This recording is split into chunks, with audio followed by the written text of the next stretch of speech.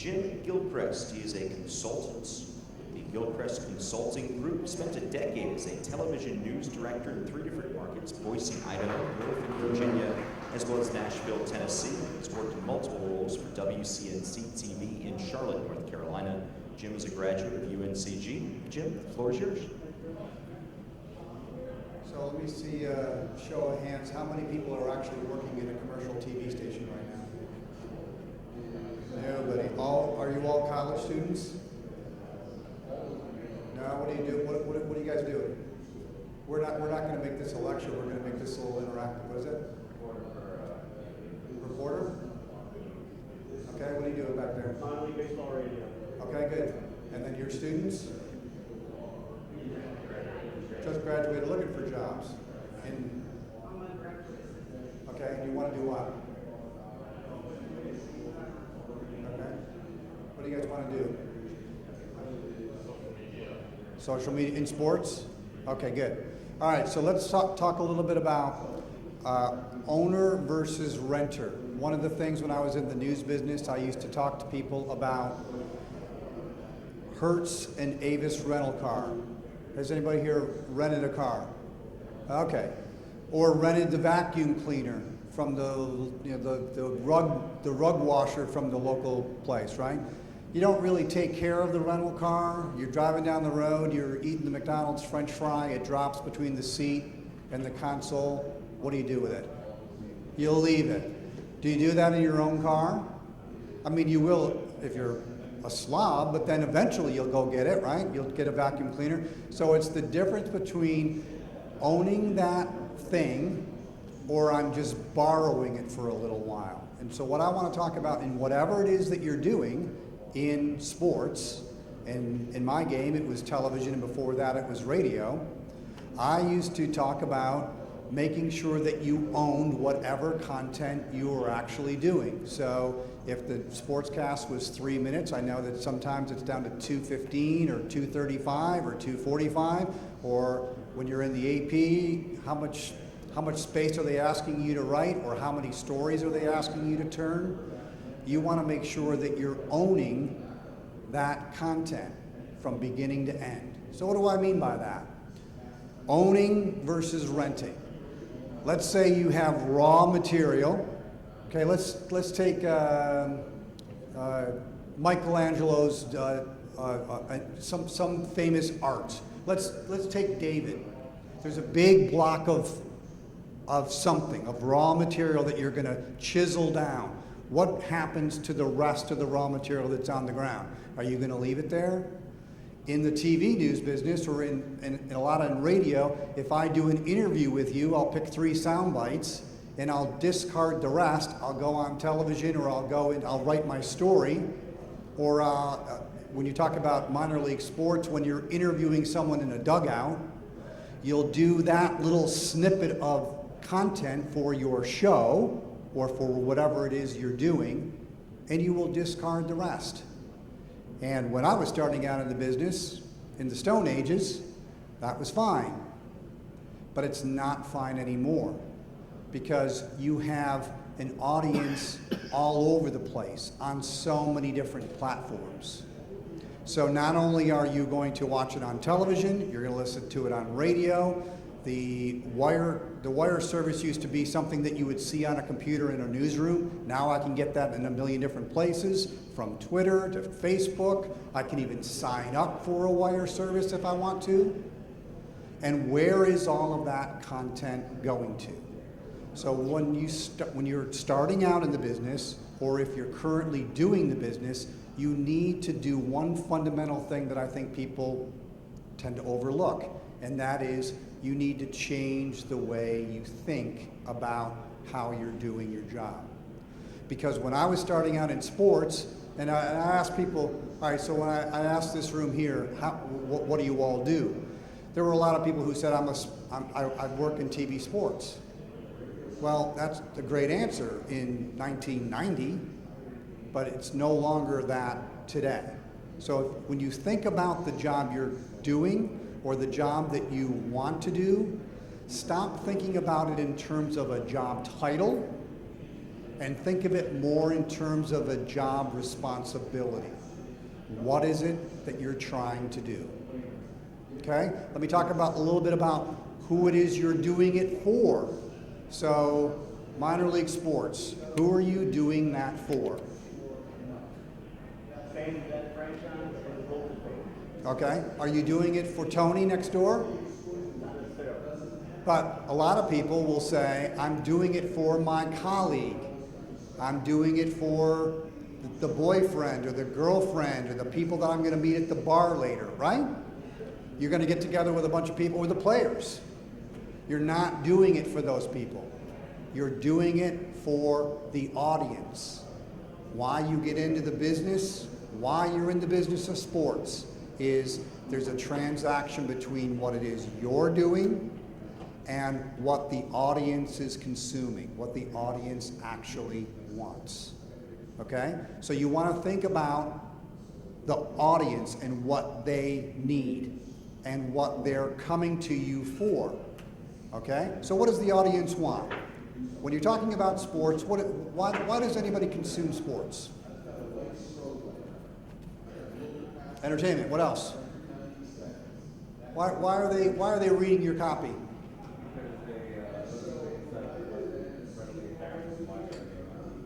Okay. Uh-huh.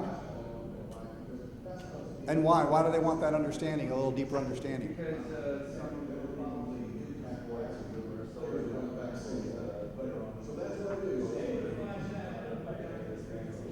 Yes, they're universal. They're universal themes, and I'm going to capsulize that in. I think people are looking, you're talking about entertainment, I think people are looking to feel something. Now, it doesn't matter what job you go into. If you're doing sports and you have an audience, the transaction is you want them to feel an emotion. Entertainment.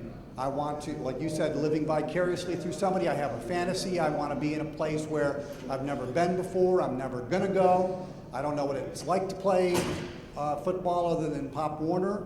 So I want to live vicariously through them. But I want to feel something. And a lot of times what people do is, like when you talk about baseball, or you talk about someone referred to writing for a story of a game, like a garden hose. This happened, and this happened, and this pitcher came in, and this batter hit a home run, and this guy had the thing. And it's like you're missing a golden opportunity. Everyone already knows that. The people who want to know that know that. What I used to tell people when I was a news director, I played beer league hockey, okay? We just won the Stanley Keg for the second season in a row, okay? So yeah, it was pretty good. We won the Stanley Keg. How about a little shout out for the Stanley Keg? 2 years in a row, all right? And I play hockey. I played hockey. I'm the news director, so I get to make the call on whether we should run hockey score. You know what used to drive me crazy? I used to tell people, this is what we used to do. Photographer, sports anchor, photographer, producer, they're all sort of smushed into one person. They take their camera, they go down to the arena, they shoot the first period of the hockey game, they get a goal, they get a fight, and they go, I'm kind of done. They come back to the station because they got the rest of the sportscast to cut. They might run over to another event somewhere and get a soundbite from some dude somewhere. They come back to the station, they cut the highlight, and when they go on the sportscast at 11 o'clock at night, or 10 o'clock if you're in the central time zone, what they'll do is they'll do hockey at the arena tonight, good crowd, they'll establishing shot, they'll show one of the highlights, they'll show the goal, they'll show the fight, and they'll wipe to the scoreboard, and then they went on to win 4-1. It is the most unsatisfying thing that you could do in sports. Now, Dave Gorin used to work at the same station as me. He used to work for me. He hated my guts when I said, I don't want you to do that anymore. But it's hard when you're thinking about doing your job the same way you've always done it. And so, AP guy, minor league baseball guy, whatever it is that you're doing, walk out of here with one thing, and that is, if you're going to walk out of here with one thing, walk out of here with one thing that's different, and that is think about your job differently. Think about raw material, and the way I used to say it is, news gather it once and publish it everywhere. Okay? So that's change your thinking on how it is you do your job. Let's talk a little bit about, and by the way, have I lost anybody? Show of hands if you have any questions. Okay. Let me talk a little bit about skill. What is the most underrated skill in covering sports? This is my opinion. So, but what do you think is an underrated skill? That's a good one. What's that? Video editing. Okay. Who else has an idea on what's an underrated skill in the things that you do? Observing. Tell me more about that.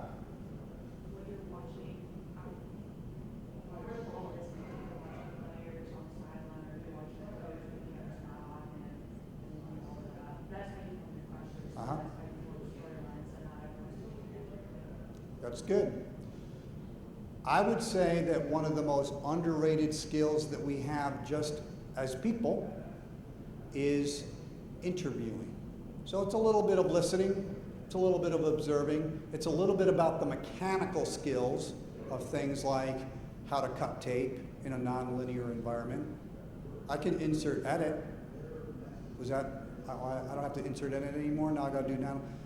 The mechanic, there are mechanics, sure, but I think that interviewing is what I call the holy grail of content.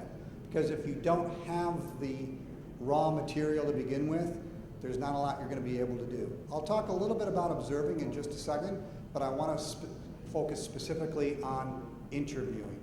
Can I see a show of hands of people who have actually had training in interviewing?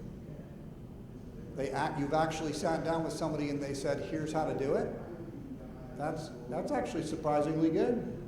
Okay? When I was coming up, did you guys have? No formal training. No formal training.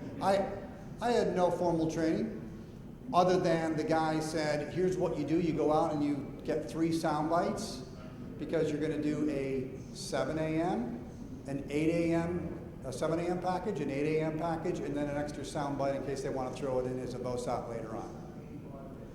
That's all you need. So, can I get your name and title? Great. Hey, what are you doing here today? Oh, really? And how does that make you feel? Oh, yeah, that's two. And let's see, is there anything that I left out that, I mean, it was just a bad way of looking at it. So what I want to talk a little bit about it, and if you have a takeaway on interviewing, it would be drill down a little deeper. Drill down a little deeper. Get more specific. If I was going to do a PowerPoint, and I got talked out of doing my PowerPoint, I would show you a clip of a story that we did when I was at Wavy, the NBC affiliate in Norfolk, Virginia. It was a guy who was going to Old Dominion University. He was a really good player, and they were saying, hey, he may actually go to the draft. This is the 6 o'clock news, 6:26. It's a minute 15 package. And he goes to the, I guess they call them pro days, but it's your own independent thing where the scouts come to you versus you going to an event where all the teams come together. They want to watch him. They think he might be actually pretty good. So he's running up and down and he's jumping up and hitting the spikes or whatever. How high can he jump and how fast to the 40 and blah blah blah, and interceptions and the number of times and the blah and the tackles and the blitzes and the blah blah blah. I'm like, oh my gosh, this is great. If I cared about stats and information, which by the way, I don't think I heard anybody say, there were 3 people who responded and none of you said, I'm here for information. You're saying you want something that you can't get from something else. And then I talked about having somebody feel something, having an emotion. So here he is, so minor league baseball guy, you're sitting in the dugout and you're interviewing a guy in the pregame show. or you're interviewing somebody for his big moment, and you're putting it in the 6 o'clock news, and I'm getting stats, and I'm watching B-roll of him running up and down a field. And I know that there are some scouts who are going to be on the field a little later on, but you don't see them right now. And how do you feel? Oh, it's always been my dream. Did you see the draft the other day? How does it feel? Oh, it's always been my dream. It's always been my, so he starts crying. I've always wanted to be in the NBA. And now I'm a first round draft pick. And that's all you get. And it's not satisfying. I think it's fine if you're watching ESPN, which you're not going to be on ESPN anytime soon. But if you were on ESPN, I would still just say that it's fine. How do you get more of that? And how, go ahead, do you have a question?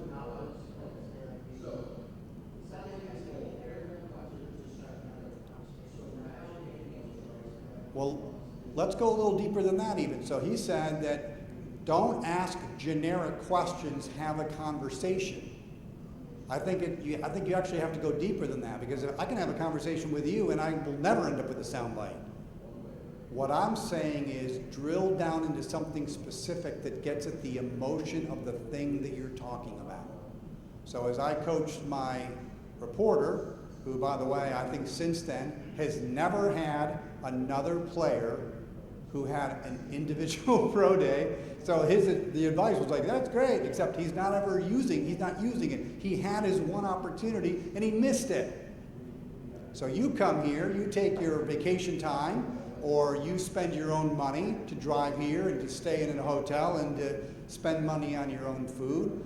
The takeaway is learn a little bit about drilling deeper on interviewing, so that you have the raw material to go do a story that people will actually care about, and the audience in which you're presenting it to. The 6 o'clock news is different than the 30-minute sportscast at the end of the week, because it's a different audience. That audience actually wants sports. They are interested in the number of interceptions and those. But my wife doesn't watch the 6 o'clock news. She doesn't care about sports. But what she is interested in is, here is a guy who has been waiting his whole life for a job interview. Could you imagine? You guys are like over here going, what if you went on a job interview tomorrow for a dream job? What would you do when you got up in the morning? What did you do this morning? So, hey, Dave, you got up this morning. You got up this morning. Yeah. What'd you do? Took a shower. Yeah? No, dude, this is like your moment. There are people out there, see where I'm going with that? That's not a conversation, right? It is, but this is a formal transaction that I'm having. I'm trying to elicit responses from you, as opposed to just talking off the cuff. I want to know what it's like to wake up in the morning, to have an opportunity to get a dream job that is going to make you millions of dollars. I don't know what that's like. I know what it's like to have a dream job, and my $50,000 a year job is my $1 million. Do you see what I'm saying?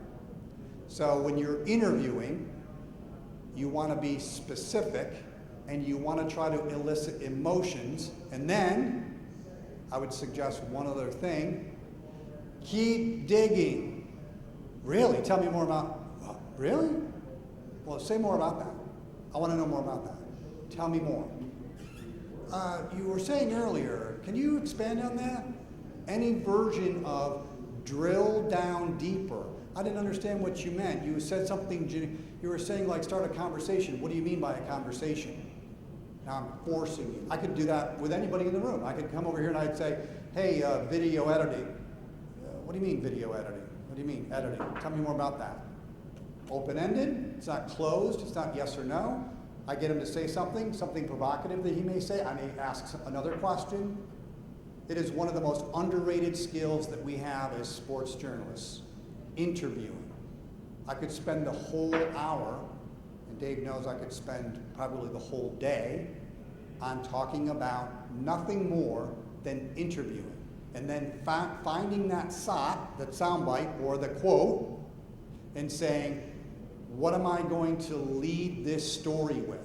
Or what's the story about?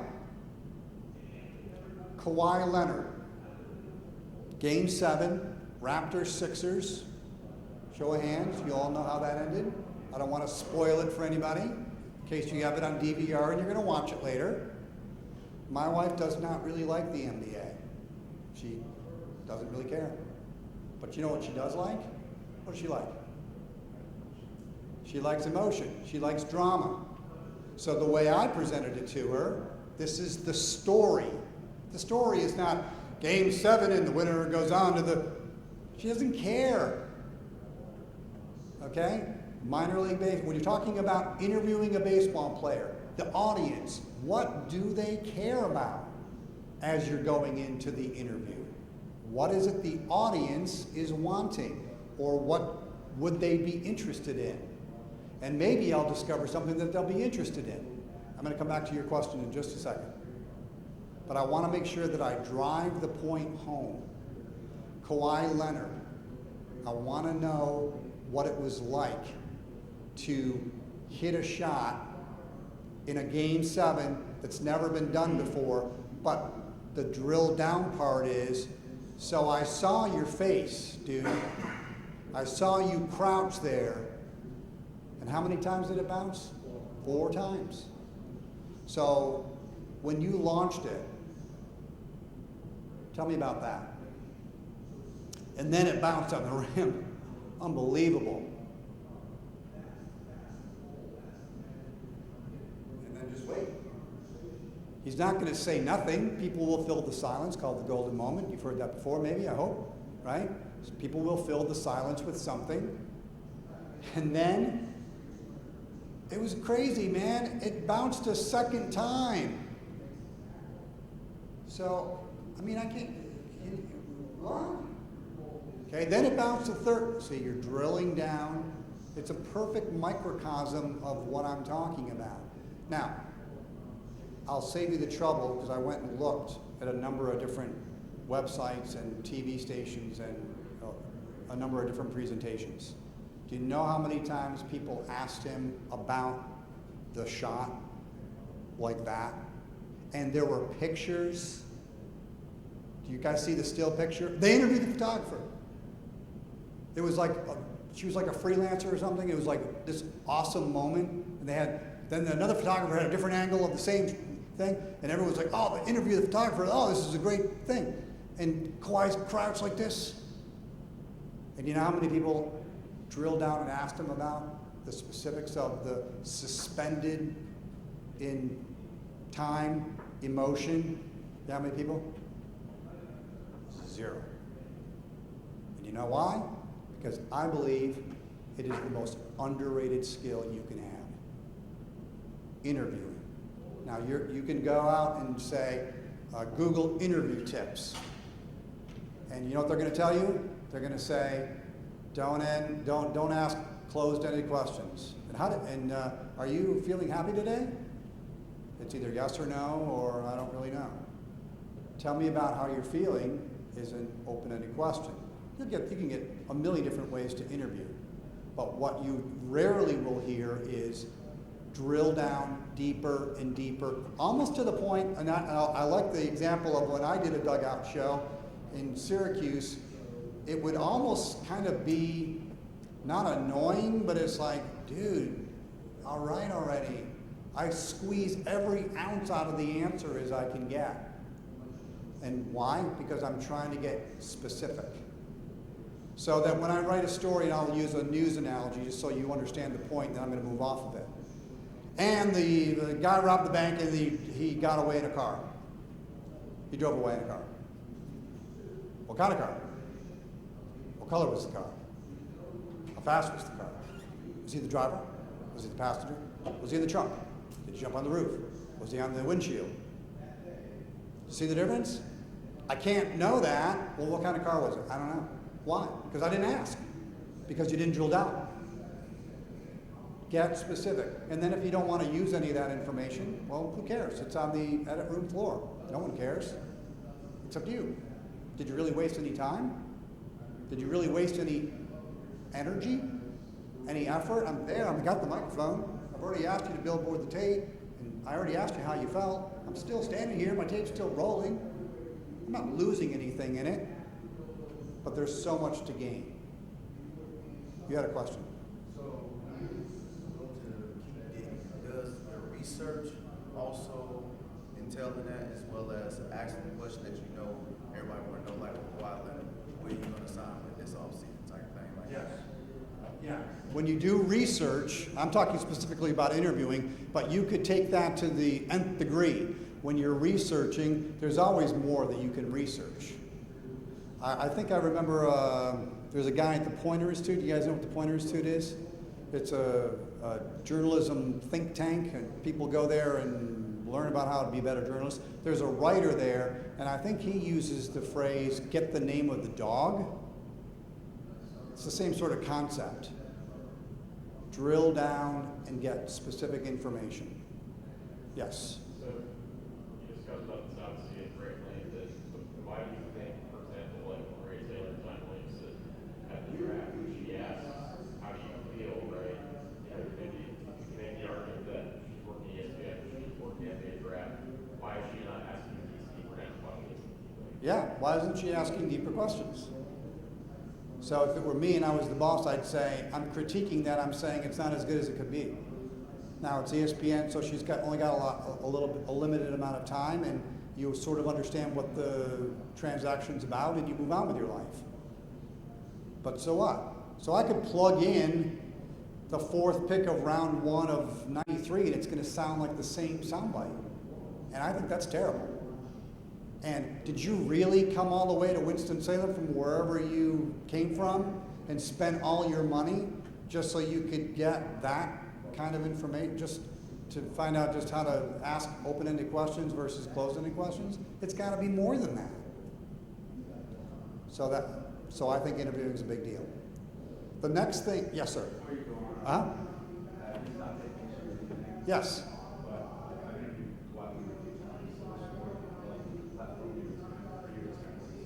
Yes.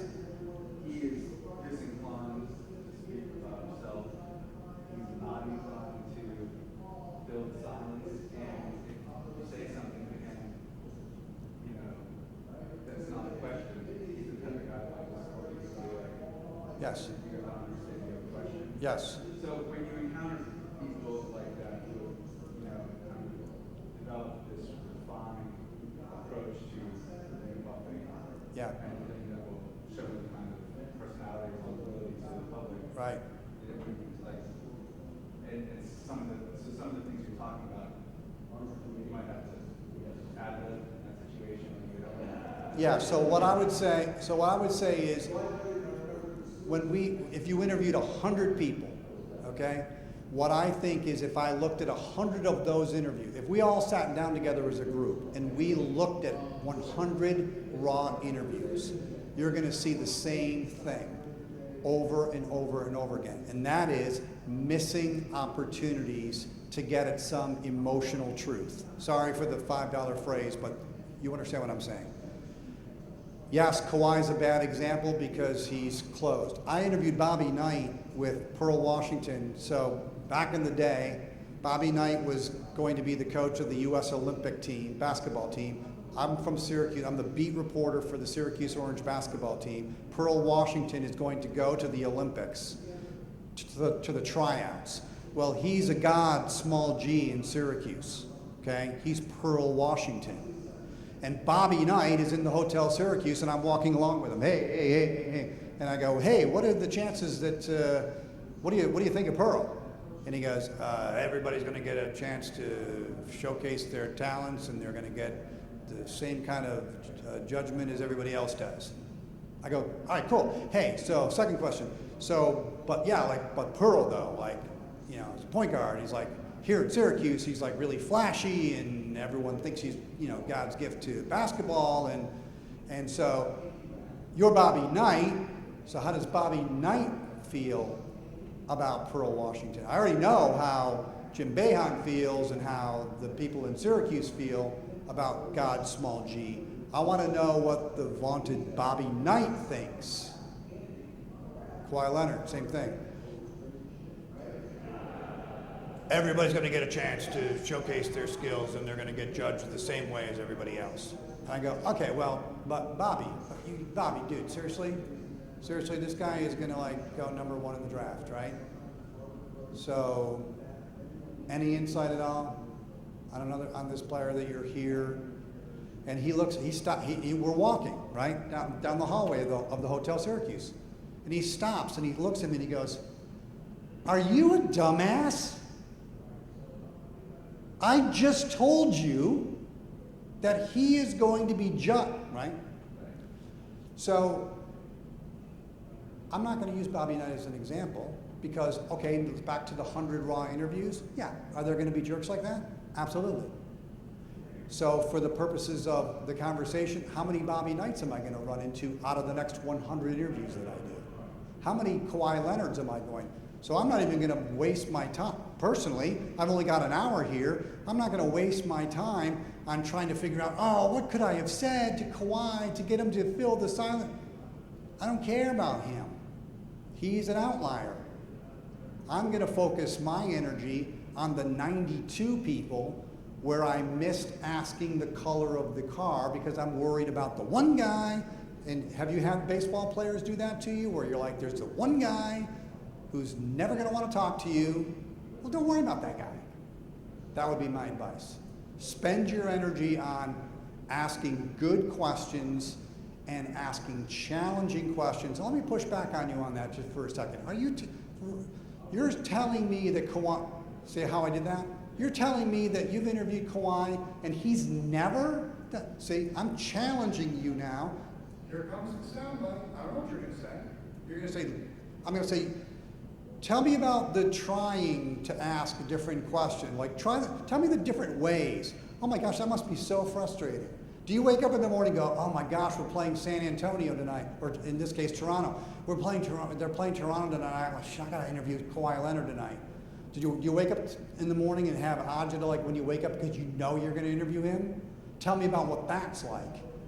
I'm never going to be able to, I'm never going to run out of stuff to drill down on to get to somebody. But I'm worried about the people where I'm missing the opportunity to say, it was a red Corvette and he jumped on the hood of the car in the getaway. And nobody else, observation, nobody else had that because they didn't know to ask it. Questions, comments about that? How am I doing on time?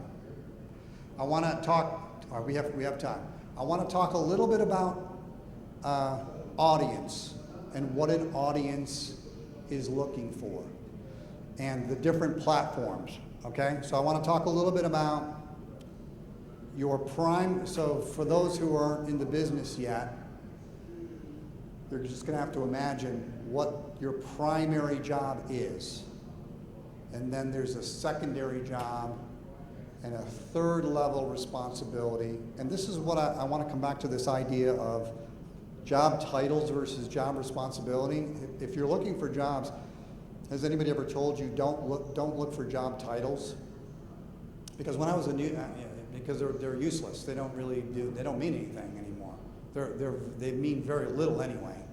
When I was a news director, I was called a news director. Now they are the senior vice president and director of content and management. It's like, what? You know what I'm saying? Like, they come up with all these. I once talked to a CFO of a company. He goes, yeah, you got to make it kind of cool and wow, gee whiz, and ooh, isn't this exciting? And I'm like, no one's going to apply for the job because no one knows what the hell it is. Okay? Worry less about title, worry more about responsibility. Primary responsibility, secondary responsibility, third.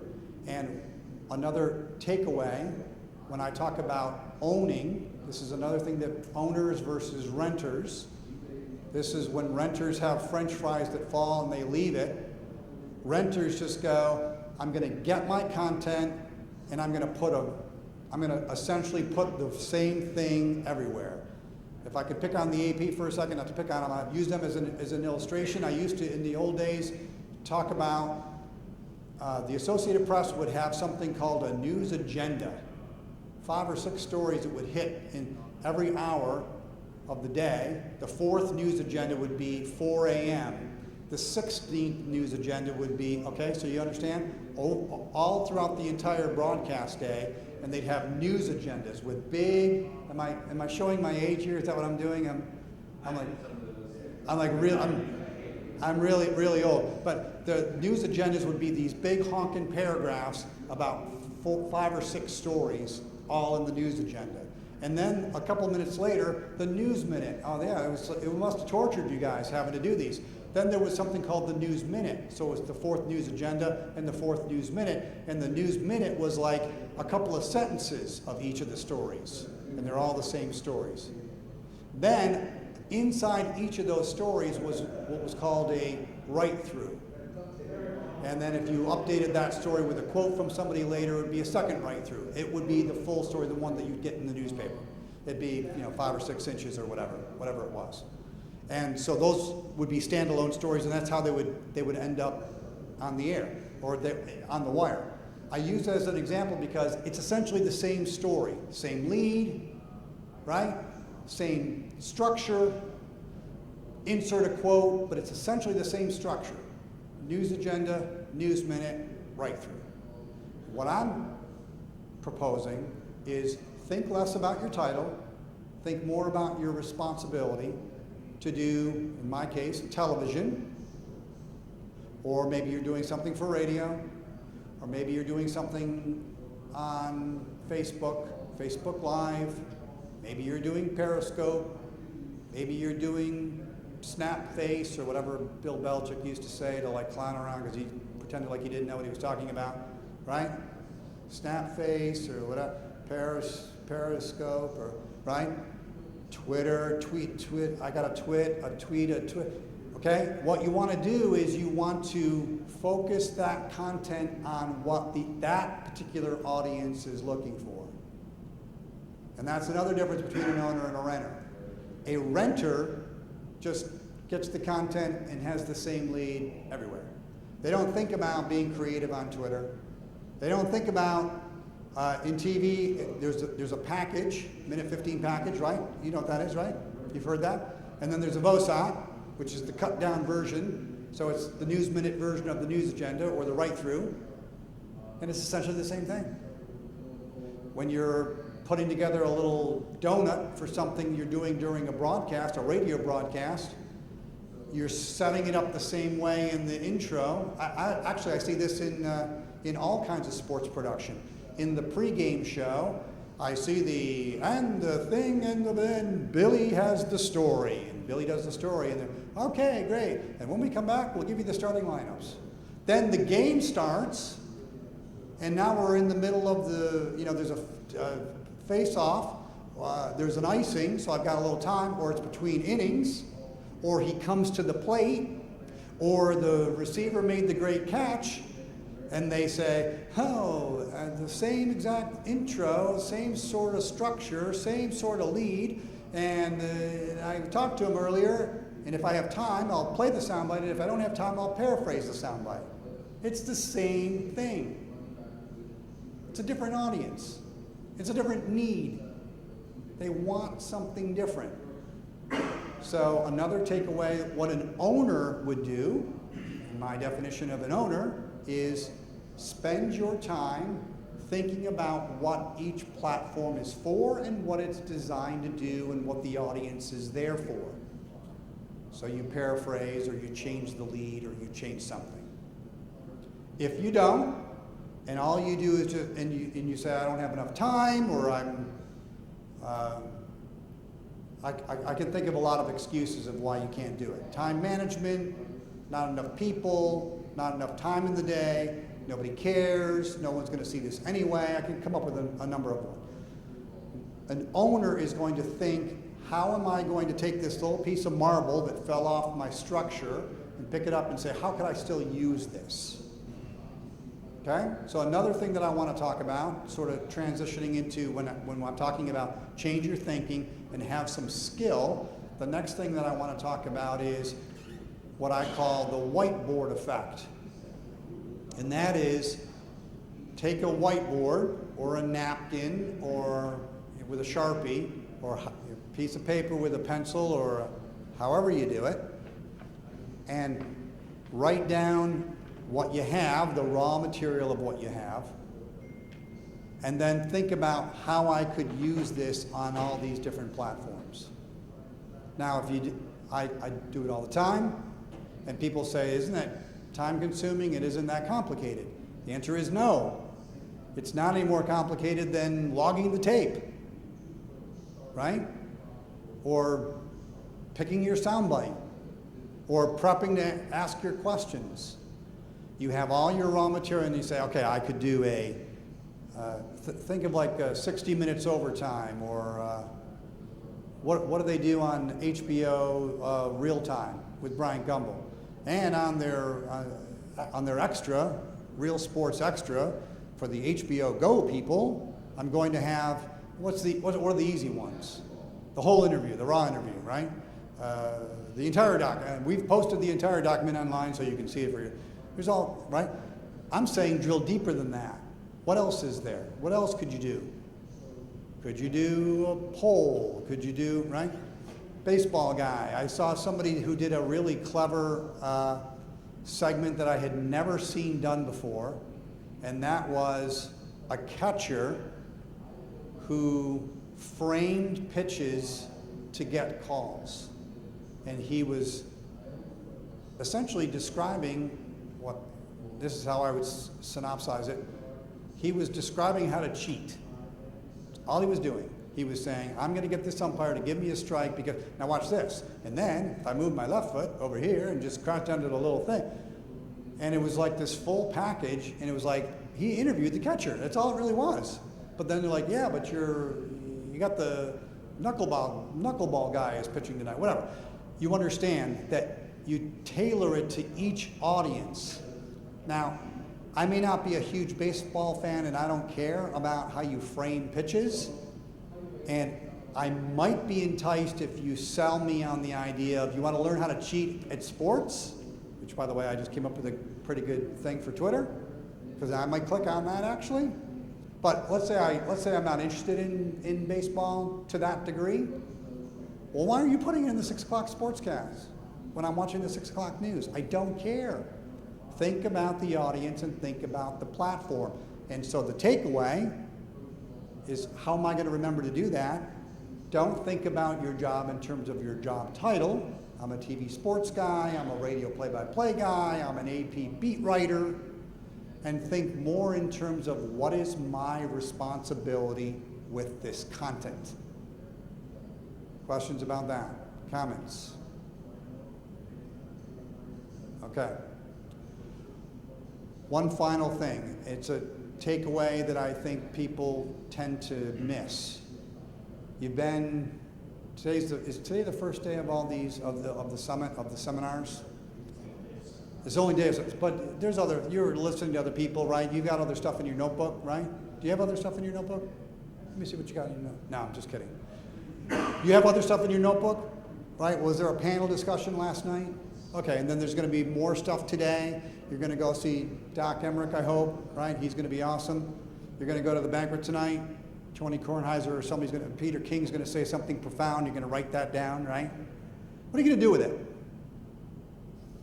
When I talk about seminars, and I've done this a lot of times, I've been in your seat, and I've been up here, and I've been the guy back in the newsroom who didn't get to go, and I go, hey, tell me about what it was like. Hey, did you get a chance to meet Doc Emmerich? Right? And they, oh yeah, he was great. Yeah, what was great? Oh, he was just great. Oh, that's awesome. What'd you learn? Oh, I learned about interviewing. Oh yeah, really? Did you? Okay. What'd you learn about? Oh, drill deeper. Oh, cool. Yeah, great. Hey, do you want to go get some pizza? That's what a lot of people do. Actually, that's what renters do. Actually, renters don't come to an event like this, which is why I'm talking about owners versus renters. Owners are the ones who say, what is going to be my takeaway from this thing that I wrote down? Now, believe it or not, without having your head explode, let me tell you that every single thing you have written down in your notebook, or recorded, with video, or a still picture that you put and threw up on Instagram with a little caption that says, "Hey, Mom, look at me, I'm in Winston-Salem. Look at the little Reynolds building, that's the little mini Empire State Building." Yeah? What are you going to do with that? Everything that you have learned, you should take away and apply somehow. In your job, trying to get a job. So what do you think is, so you want this job, really? So what do you think is one of the necessary things for getting a job here? What do you think that you ought to be doing? And you can say, I think interviewing is a huge deal. But you're not going to do that if you just close the book and just move on with your life, which is what 80% of the people will do. They'll hear it, they'll go, oh, this is cool, for a couple of weeks, 5 or 6 or 7 baseball games, you're sitting in the dugout, or you're in the locker room after, the clubhouse after, and you're interviewing people, and it'll be fine. But you won't really apply it to your job until you internalize it and reflect on it, and everything you've written in your notebook, everything that you hear, every interaction that you have with people. I was driving down 40 the other day, and I was listening to a podcast, and I wrote something down with my little golf pencil on a little notepad. And it's the thing was, can you create the environment that supports the thing that you want to do? So I'm like, I'm going to think about that. As a matter of fact, I'm going to share that with this group, which is what I just did. Let's create an environment where we all do whatever it is that we're going to do. In this case, we're going to be owners together. Can I, in my environment, my newsroom, my baseball team, the press box, the video room, wherever it is that you're doing, wherever it is that you're working, can I do something in my environment to create the kind of culture that supports that thing that we want to do? So in television, what I used to say to sports people is, do you know the web people? Or are they going to see what's on the sportscast? Or are they going to see what you're working on when they watch it on the 6 o'clock news? Or were they going to get it earlier than that? So the takeaway is, apply some things that you learned, not just in this session, but in any session. Take it back to your environments with your families or your workplaces, or when you're thinking about doing job interviews, and apply it to that environment. Does that make sense? And the other thing that I tell people is, don't hide the fact that you're going to try something out. So, baseball guy, okay, so first baseman, he's like, what has gotten into you, man? Right? You're going to go do your story differently with an editor, maybe, okay? Everyone has somebody who you'll interact with, and you'll be like, what's gotten into you? How are you being, right? We all come back all gung-ho from these things, don't we? I mean, I always do. I go to these seminars, I go, oh my gosh, I learned so much awesome stuff. I met so many awesome people. I'm going to apply all this great stuff. And I come back and I'm all excited about it. I just saw John Nicholson come in, and he's going to tell people about how to look great on television and sound great on television, and all these small details. And they're going, oh my gosh, I didn't even think of that small detail. And oh my gosh, news director or sports director or editor or baseball manager, I got all these cool things. Be transparent. As a matter of fact, do that when you go home. The first person who you feel comfortable talking to, say, hey, can I try something out on you? I heard a thing at the seminar, and I want to try it. It's going to come out sounding bad, but there's something that I want to do that... So in my line of work, I would come back from one of these seminars, I'd say, hey boss, hey, we really suck, and I want us to be better, and I've heard something at one of these seminars that I think would actually work. Could I maybe try it out in the editorial meeting this afternoon? And I'm going to say, I heard it in this seminar, and I really want to be about that. So that's the takeaway. So you write down takeaway, and you talk about reflection. Reflect on the thing that you learned about. And then when you talk about applying it, to be transparent in applying it. so people know exactly what it's about, because they weren't in the seminar. They didn't have the great networking experiences. They didn't hear the inspiring quote that you want to apply. And 80% of them won't give it another thought in about 3 weeks. Okay? That's all I got. What are your questions? Comments? Yes, sir. When you're in a long-term transactional relationship with someone that you're covering, how do you know when you're being a jerk and trying to get to a certain detail, and how do you sort of maintain that relationship with them? Hey, listen, am I being a jerk here? Not yet. See, that's the question. I just learned it. How do I know? You just told me. Hey, would you do me a favor, though? It really bugs me when I'm being a jerk, and I especially will lose sleep if I don't know that I'm being a jerk and you're thinking I'm being a jerk. So can we get to a place where you and I will have the kind of relationship where if I am being a jerk, you'll just tell me? Because you and I are going to work together for a long time, because this is like a long-term deal. Why do people do that? You know why? Because they're renters. Seriously. Because they don't own the relationship. I care. I don't even know you, and I already care about your success. Okay? And I am going to invest in your success. As a matter of fact, the knock on me is that I care about your success more than you do, and I don't even recognize it. Okay? So just ask. How do I know I'm being a jerk? I don't know. Hey, how do I know I'm being a jerk? Would you tell me if I'm being a jerk? Hey, by the way, am I a jerk? Not yet. Good. Just answered it. Does that make sense? It's really no more simple than that. What I used to tell people is, in all the philosophy that I talk about, a lot of what I talk about is intuitive. A lot of it is not even arguable. It's simple, really. You know what's hard is the doing it. Are you gonna? Do you see where I was just very casually, very comfortably saying that. I'd say that to anybody who is a dear friend of mine. If I could say it to a stranger and a dear friend of mine, well, who else is left in the middle? Okay? It's hard for a lot of people to do that. But getting back to interviewing, a lot of people don't like asking tough questions. They don't like saying, hey, by the way, you're not wearing any clothes. I have friends of mine who, when I used to talk to newsmakers on the phone, and tell me if I'm running over my time, I'm talking to newsmakers on the phone and people will say, Jim's on the phone with the mayor who's pissed off about this thing that we did at 6 o'clock. And people would buy tickets and they run into my office to overhear the conversation because they love the fact that I'm interacting with this guy, talking to him about the interview that we just did with him. Because they know I'm the guy who's going to say, hey, you're not wearing any clothes there, Emperor. Let's go shopping for a new wardrobe. I'd love to interview Donald Trump for that very reason. I would love the opportunity to sit down and interview Kawhi Leonard. Do I think that I would be successful at it? No.